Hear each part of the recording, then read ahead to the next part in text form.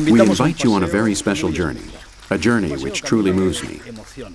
I'm walking with a grandmother who has no grandchildren. They've been shot to death.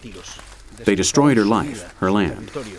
She is the goddess, the queen, the most important woman in a group of survivors from the Akuntsu ethnic group in the state of Rondonia. We've traveled here. We've come thousands of kilometers to the heart of Rondonia, a Brazilian state which used to be filled with trees, and today is filled with soybeans and cows.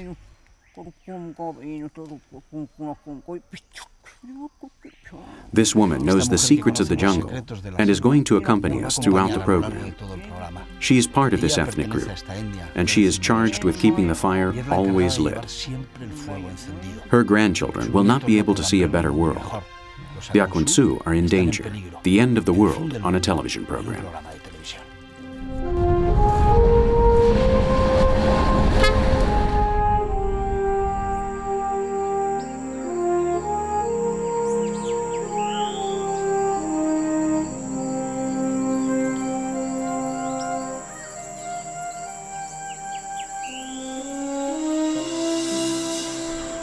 The Akuntsu homeland is leaking away like water into a boat about to sink. These Indians are caught in the sights of the white man, for whom everything seems to be not enough here in Rondonia.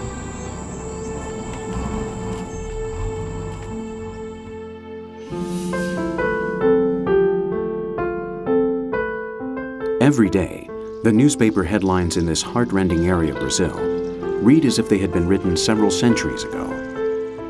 The papers are printed with human blood, and on their front pages we find events which we thought had been eradicated forever, reported as if they were completely normal.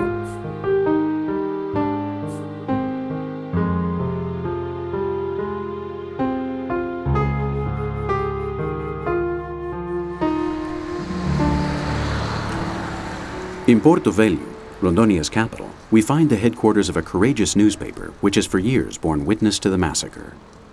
The Indian has historically been considered a fierce creature, an animal, and a hindrance to development, which in Rondonia is actually the disorganized occupation of territory, which has been going on here for many years now, and which in reality prevents the development claimed by those in power. Because in reality, this is a model designed exclusively for the production of soybeans and livestock, which benefits only the great landholders. Para produção da soja e da pecuária, que só beneficia grandes fazendeiros.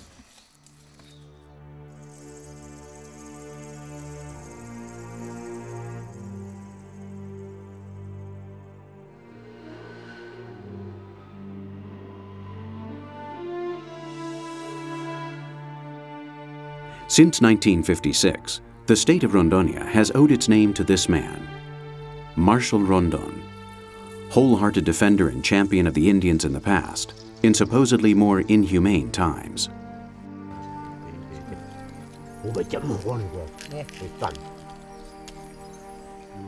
Today, his respectful message is diluted in the pool of ambitions and avarice of those who rule this Amazon territory.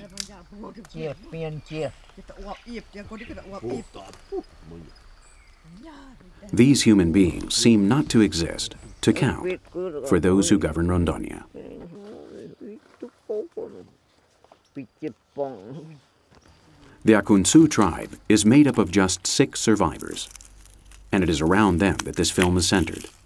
This hyper-realistic portrait seeks to return to these people their dignity, which is as fragile as Bohemian crystal.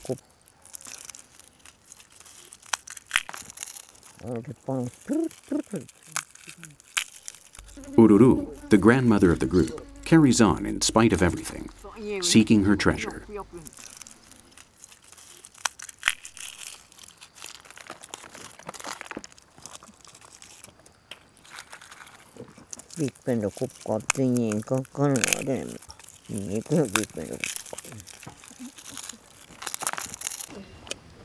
The sacred dye of the seeds of the uruku plant. Although condemned to extinction, the Akunsu surrender to beauty, to their customs, to their ancestral power. They dye their hair the color of blood with this jungle cosmetic, just as their ancestors did here for centuries, long before the arrival of their murderers.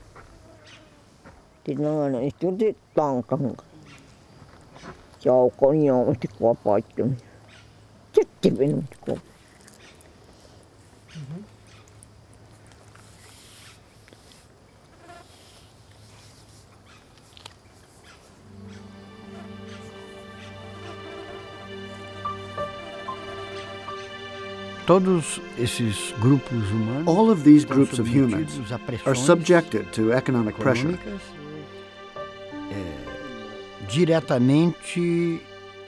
And this pressure takes the form of ranches, the large soybean plantations which are beginning to arrive, and the removal of the wood, which is always the first step.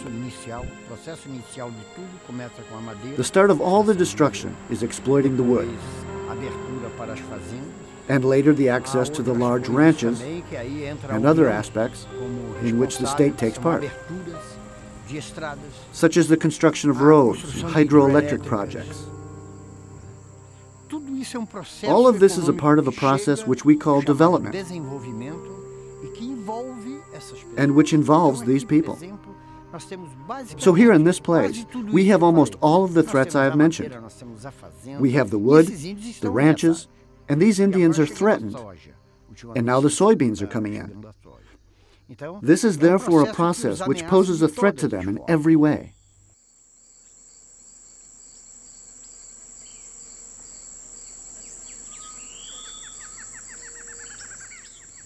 Rondonia's 240,000 square kilometers represent 3% of Brazil's territory, an area equal to approximately half that of Spain.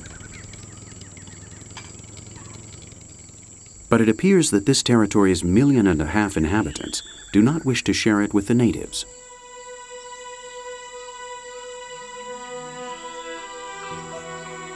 The jungle is losing ground, and with it, its direct descendants, the people of the jungle.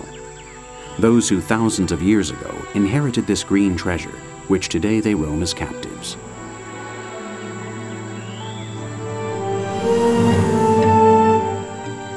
Rarely do the Akunsu cross the frontier.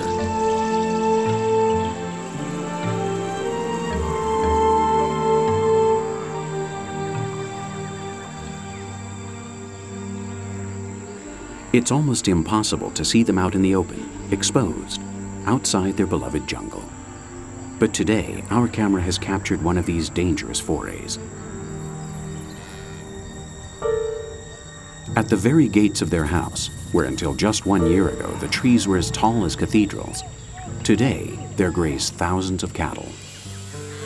The Akunsu defend themselves with words and arrows from a mammoth process bearing down upon them to squash them like ants.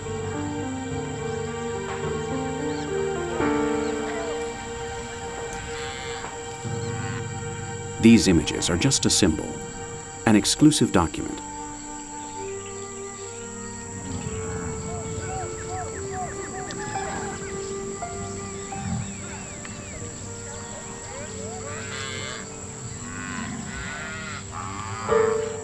A handful of people outraged at the very gates of hell.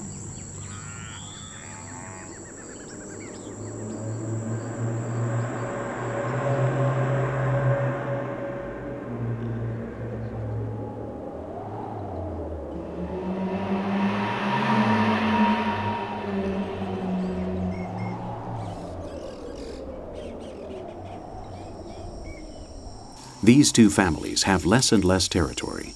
2 adult males and 4 women live beneath the same roof and the same threat. Where they feel most safe and at home is in the lap of their mother, the jungle. They cannot or should not leave this leafy refuge, 26,000 hectares surrounded by an 81-kilometer perimeter, if they want to stay alive.